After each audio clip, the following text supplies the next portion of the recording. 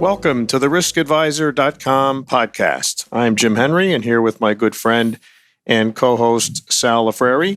Today's topic is the evolution of connected devices from the old days of hardwired dedicated communications on into the Internet of Things and how the vulnerability of that Internet is now driving us to new standards. Today's guest joining us via Skype is Pierre Bourgex, who has spent 30 years as a global security consultant and innovator through his experience with the RAND Corporation, the U.S. State Department, ADT Tyco Security, High Security, Wallace International, Secure State, and Boo Needham. Currently, Pierre is the Chief Technology Officer and founder of ESI Convergent LLC. Welcome, Pierre. Hey, how are you? So, Sal, tee this up for Pierre. This is an interesting and very dynamic topic. What are your thoughts? We are yet going to a new evolution of platforms. Everybody thought a few years ago that the internet was going to be the one size fits all solution, making everything simple. Just get rid of all these dedicated coaxial lines and hard copper communications, whether it's 422, 232, all the different types of hardwire communications that we had. We're going to get rid of all of this cost of electricians running all these dedicated wires, and all we got to do is drop all our devices on the internet. And now we hear, well, not so fast, Bubba Boy. We got some problems here. So what's your thoughts? It's just in a lot of ways, it's sort of overwhelming, right? There's so much stuff that, you can actually poke some fun at when you think about all of the technology and, the old, what does it take? 120, 220? Yeah, 220, 120, whatever it takes, just pump it up. The vulnerabilities, to see where we're going with the Internet of Things, to understand how things are becoming hackable, how things are becoming way more problematic, way more intrusive in our life.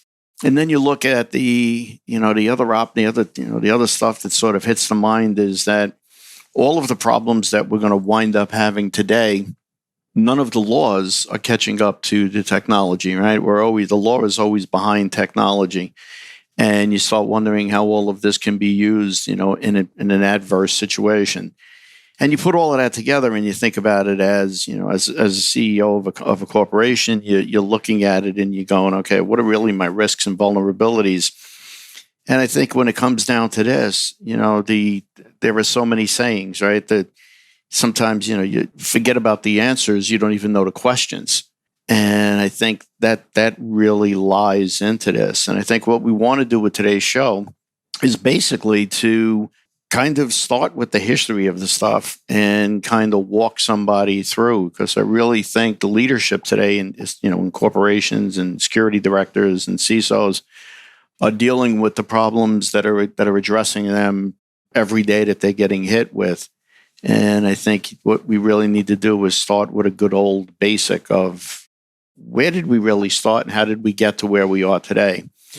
So I think that hopefully that sort of lines it up and tees it up for you, PM. But Pierre brings a very good and deep perspective from the IT side of the world, but has certainly lived through and worked with and understands the platforms that I mentioned earlier that preceded the internet, and can certainly see all of the benefits of the economic benefits and the ease of use that drove it, but is very positioned to be able to articulate where the vulnerabilities and where the problems are, and where we might go from here. So, Pierre, with that.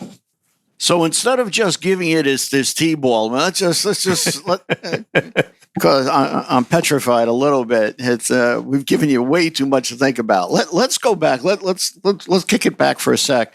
Let's talk about the old days, right? I mean, all of us, not calling you old, but all of us have been around the business long enough. Let's talk about the old days, about the big command centers. When people walked in, they wanted to feel secure, that whole evolution, right? You got the big command centers, people felt secure. Then we wind up with the internet coming in and things start shrinking and getting smaller. And then they wind up, we have 9/11. Then people want to see the command centers again. So let's go back to the days with the big command centers and that technology back then. What about all of that? What are your thoughts on that? That's a good starting point. The world that we once lived in, you look back in the security environment, we had large security operational centers. We had feeds coming in from a variety of cameras and access control points.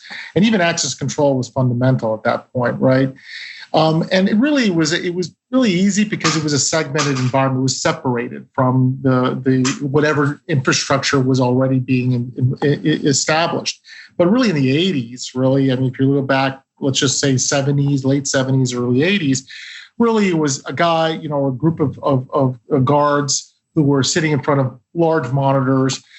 You had, usually forensic data because you were using versus trying to, get the camera and find the incident and deal with the incident. So there was really a lot of detection and a lot of, reaction, right?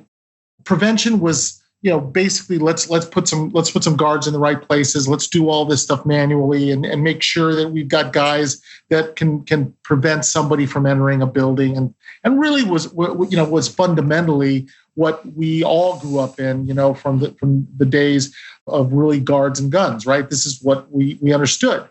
So technology was just really an attribute to that.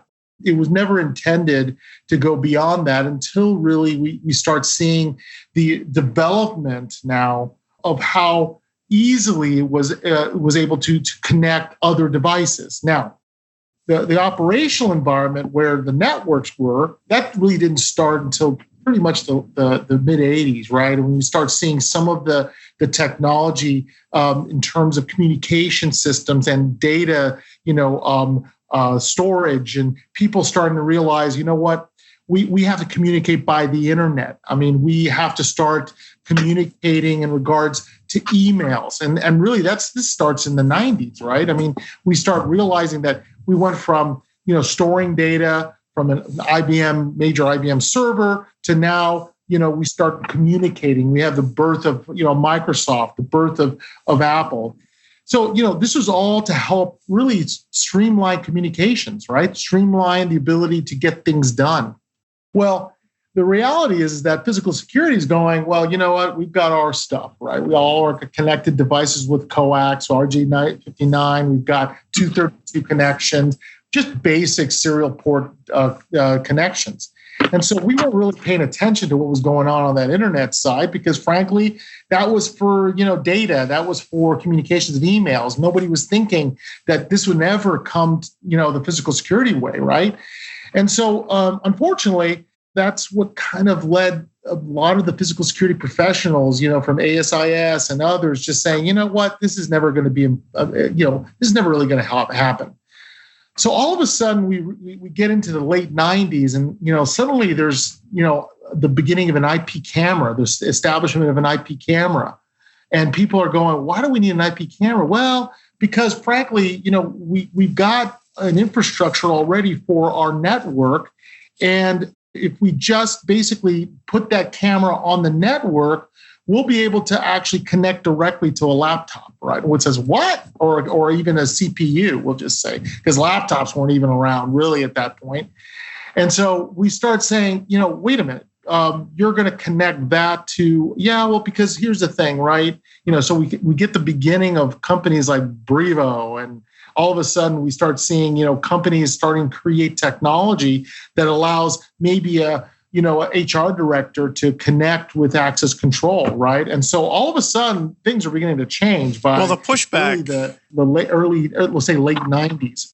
We all know what ends up happening, right? So all of a sudden now, the internet starts becoming larger, right? And networks and companies are starting to rely on it operationally. They're starting to use the internet to communicate and also connect devices. And really devices really from floor systems, like say, we'll just say, from the motor industry, all, to the energy industry, we start seeing things beginning to start connecting. Well, all of a sudden 9/11 happened. Boom, world changes overnight, right? Because by the 90s, you realize one thing, even though we're connected, right, we're not secure. And what ends up happening, really, you could say 95 to 2001, those systems are starting to connect. We're starting to put Ethernet lines out into, to touch devices in field. And we're starting to get connectivity, and we're starting to relay data via internet or via our network. So internal and external. This was a big change. And reality is that this affected from we're talking the military defense complex all the way down to really the small business level.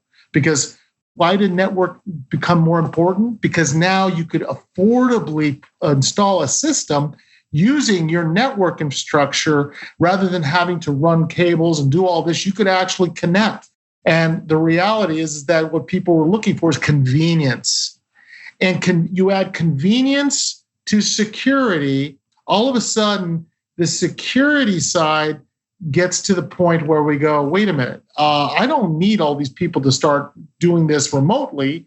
I want to do this and have control of it on premise.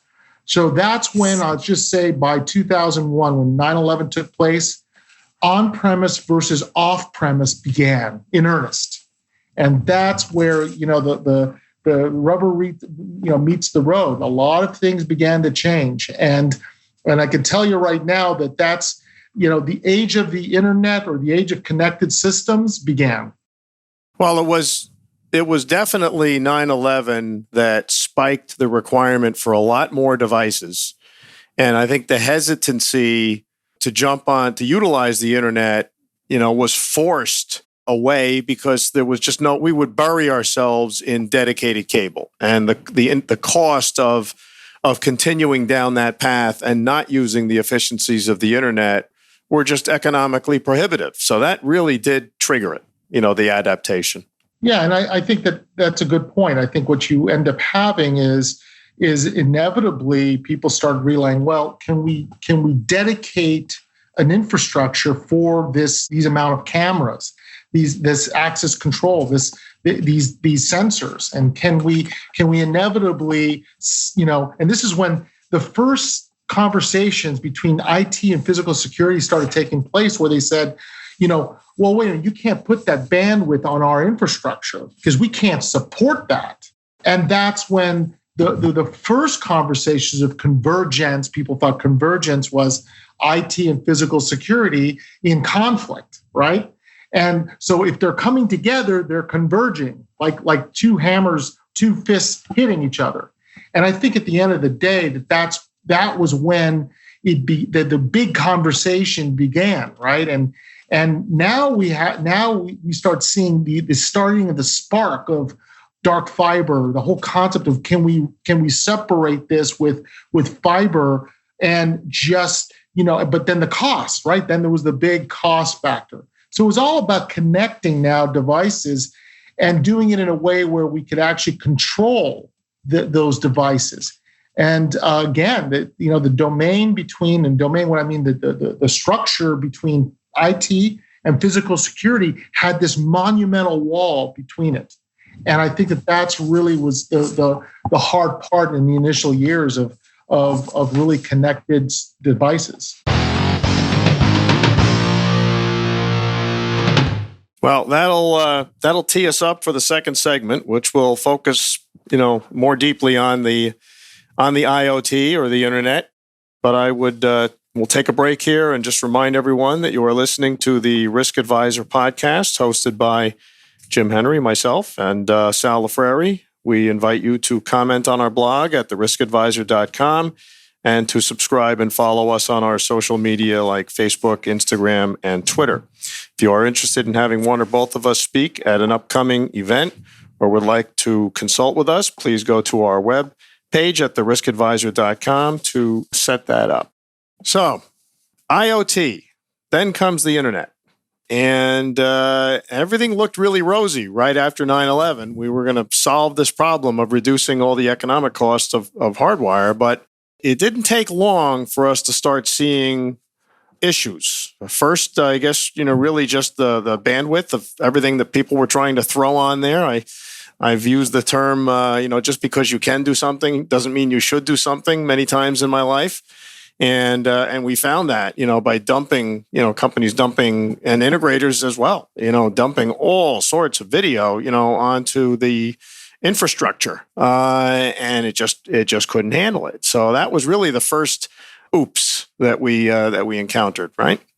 I agree. I think what it boils down to is that at that moment in time, a lot of companies, large enterprises, had put a lot of money in their infrastructure. They had spent years and years building their fortress, right? And all of a sudden now we have this network expansion, this IT expansion. And it wasn't just an expansion, it was an explosion. And frankly, I always say the reason why a lot of things happen is when the public feels comfortable with the internet or with something. And as the public got more comfortable, right, we started seeing the use of Yahoo, the accounts, and the use of, if you look at all the different the new accounts that were created to, Facebook was about to explode onto the scene. All these things were really ways for people to communicate. And with that in mind, right, leadership at organizations were starting to see the pressure of boards starting to say, well, why can't we leverage this to do things? And so, and I think that boils down to it is that the large corporations also heard this. The Honeywells, the Rockwells, the Lockheed Martins, the Ingersoll Rands, all these companies began to listen to this and say, you know what, we need to get onto this. And all of a sudden, with companies that were always stuck to serial ports are now realizing we need to now put Ethernet ports and on those devices. So all of a sudden now we had internet-ready devices being built. And that just changed the real, pendulum, started moving from left to right. And, I always believe that it's always hard to get a pendulum to really sway perfectly in the middle. So it's always this banging effect. It goes back and forth. And so all of a sudden now, boards are putting pressure on security directors. Security directors are putting pressure on their security infrastructure, and CIOs are now becoming a real story. We never had a CIO. We had an IT guy, and the IT guy started getting structured.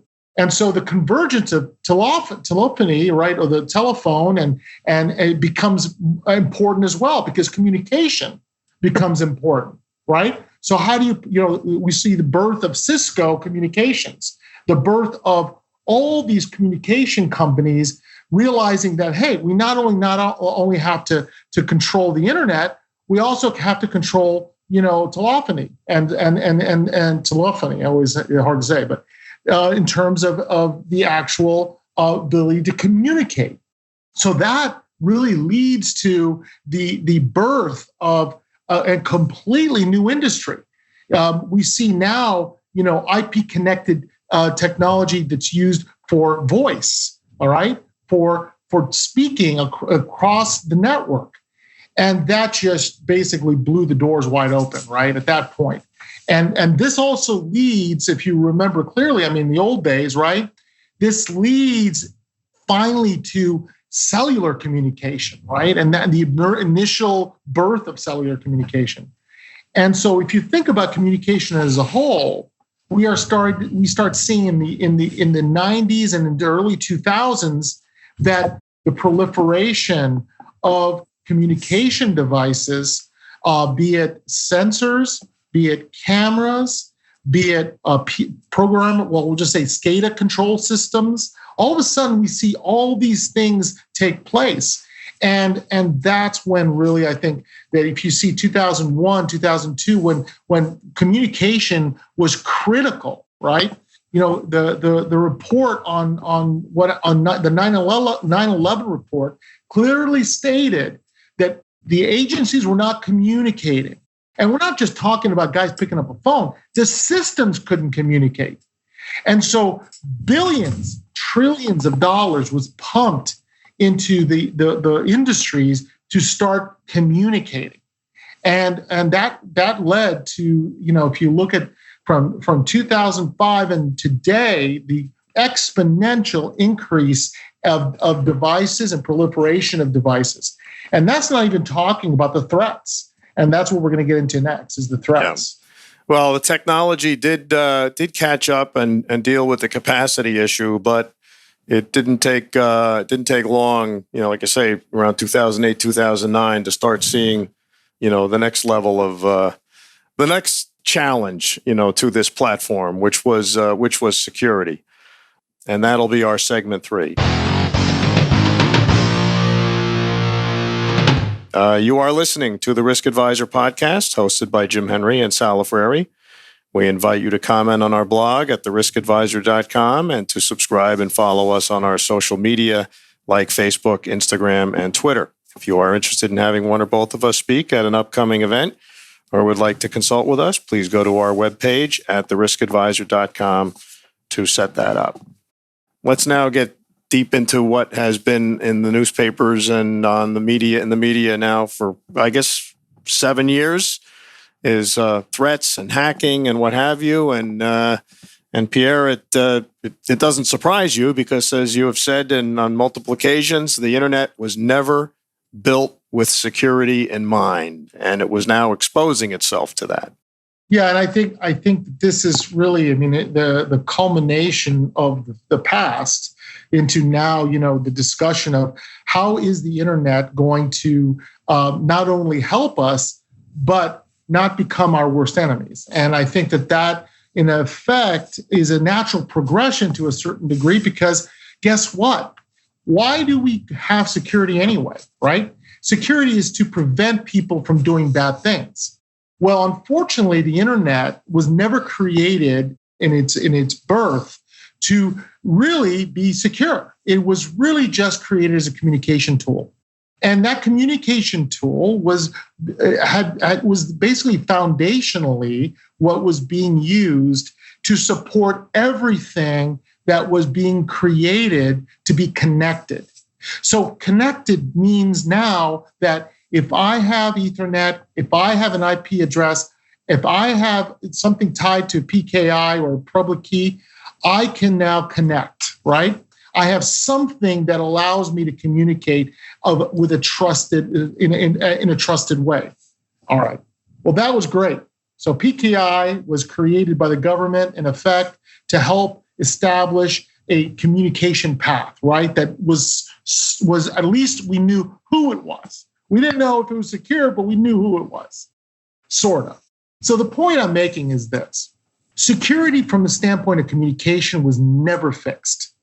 It was band-aided. It was band-aided by virtually every technology that started hitting the market because people, frankly, wanted to make money.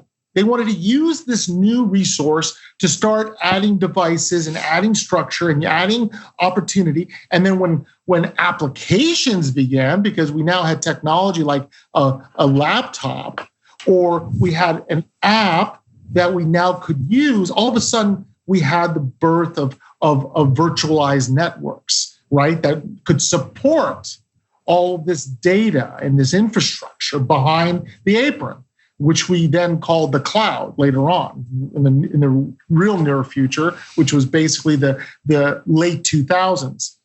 So at the end of the day, the problem is as you connected these devices, the first problem was bandwidth, right? And we started toggling, we started creating, Cisco created something called a firewall. A firewall would be the first step in trying to stop bad stuff from happening at a connected device. And then as you had more connected devices, we created more firewalls. These firewalls were little devices that had the ability to determine what was bad, what was good, could you do that, and could you not do that? And would start regulating, of course, the connection. Wow, we're just going, all right, well, this is cool. We can kind of secure it. Well, unfortunately, as we all know, the bad actors, we're all sitting there waiting. And at the end of the day, this leads to the birth of the perimeter. We created now the establishment of a perimeter. And the perimeter meant we had to prevent people from getting in from an internet-based environment, external threat. Now, that, if you really think about it, okay, that's probably as close as you want to get to a physical security. Well, yeah, we were trying to prevent people from getting in too. And so, so that started the whole path of creating process, right, for the internet. We started realizing we needed policy and procedures, right? We had to create structure quickly. Well, while the physical security world, we really didn't have structure. We just had, monitor, react, deter, detect, all that kind of wonderful stuff. ASIS would just, had their processes. You had your teaching of how to become a good guard, how to do good things. And frankly, that had nothing to do with the internet. But the internet, realizing that, this was the wild, wild west, and a lot of money was being poured into it, people were realizing, like Oracle, hey, we got to create processes. We got to develop structure. So all of a sudden, the big four, Price Waterhouse Cooper, Deloitte started getting in the game and realizing we got to help make these happen for our clients, because we can't just have accounting. We can't worry about business, profit and loss. We got to worry about how do they use the internet, and because that's a big problem if we don't do it right. So that's when a security director was created, and really at the end of the day, we're talking about an IT director, internet technology director, was involved in defining kind of what that looked like. What was the architecture now? How do we structure this so that we can secure it? So because that basically, now we got all these devices and we don't know what to do. So that basically brings back in all of the costs that we thought we were saving by the simplicity of the internet, eliminating all of the hardwired, dedicated cabling. Now we've got another, monster that we've created with all of the management and overhead and administrative responsibilities of policing a platform that was never built to be secure.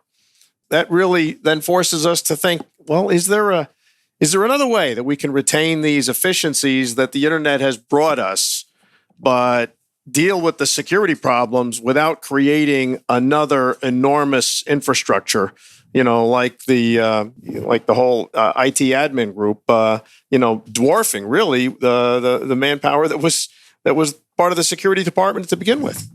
I totally agree. And I think what you end up having, of course, is now you have IT in effect becoming larger, right? Physical security, which already had its own domain, it hadn't disappeared. It was still there, but they were protecting the walls, right? Now we have devices, because IP connected devices are now being created exponentially. The rise of the IP camera, the rise of IP enabled access control. All of a sudden now, they're going, wait a minute here. IT is beginning to decide, well, why do I need this on my network? I don't want this on my network. I don't need this on my network.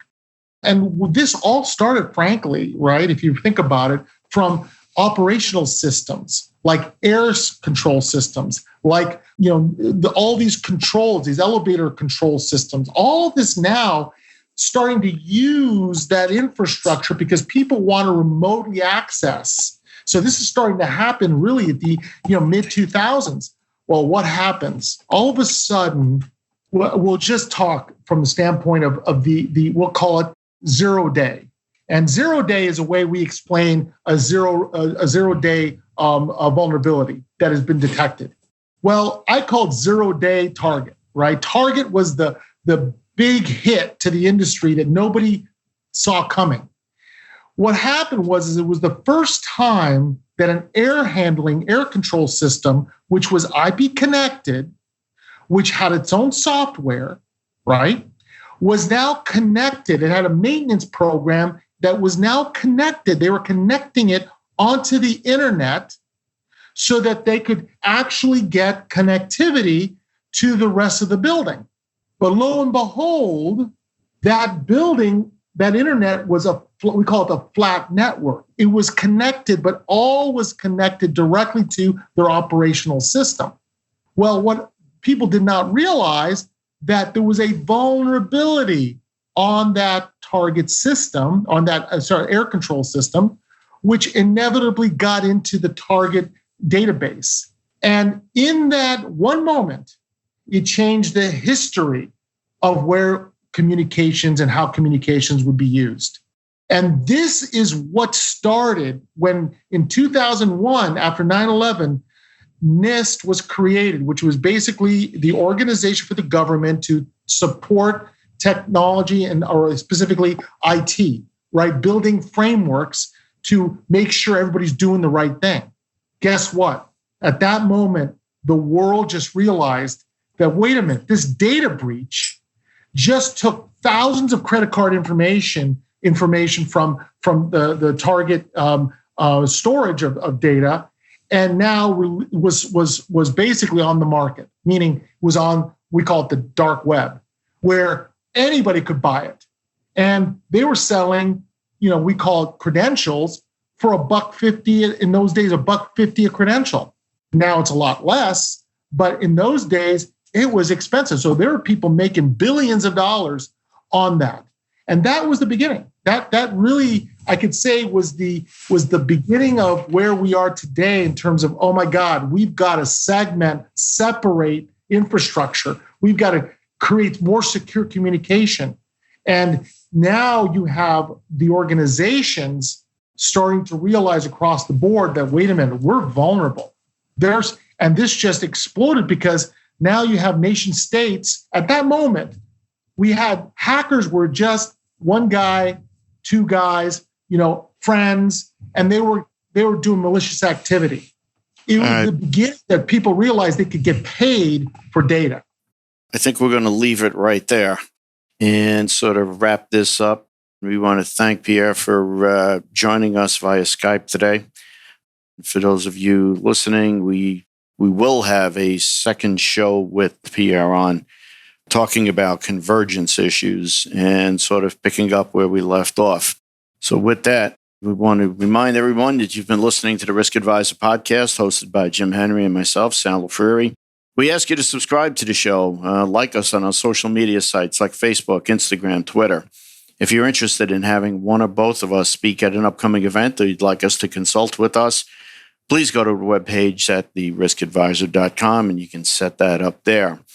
Also, if you happen to know someone that would make a great guest or you think that there's a topic you would like us to cover, please, again, go to the webpage, contact us, theriskadvisor.com, make the suggestion. We would love to hear from you, as well as if you have any questions for us or our guest.